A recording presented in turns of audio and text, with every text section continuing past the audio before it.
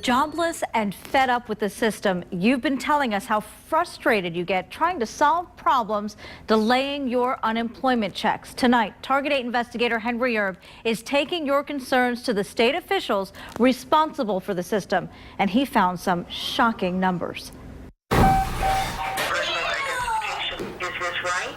It's very frustrating.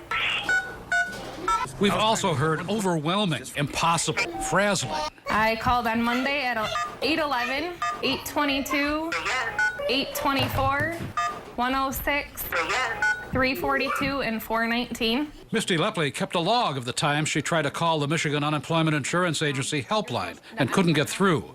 It's the place to call when you're having trouble getting your unemployment check. It's very, very frustrating. Misty had to enter her Social Security number, a PIN number, and her date of birth. It took her nearly 3 minutes, only to hear, "Due to heavy call volume, we are unable to take your call as our agents are assisting previous callers. Please try your call again later." It's a message callers hear again and again and again.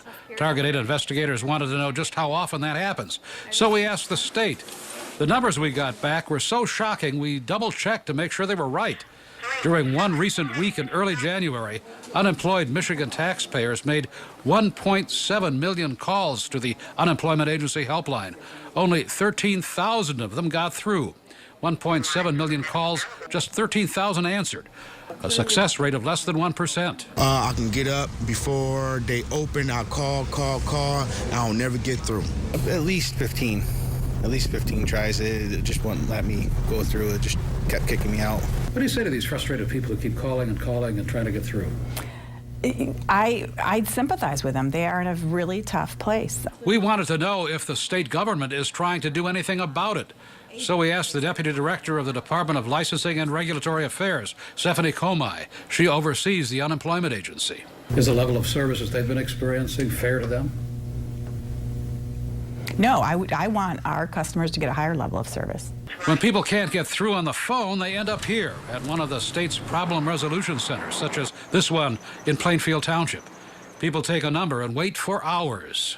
You standing down here ever since 7 o'clock, and here it is, 11 o'clock and stuff. They said unemployment went down, but I don't believe that. You know, I got to take care of my family, so I'll sit here no matter as long as it takes. I got to get my money. Waiting 3 and 4 hours is not something we should expect a customer to do. That's asking too much of our customers. So they're making changes. Instead of waiting in line, people can now leave their phone number and ask the centers to call them back at a certain day and time.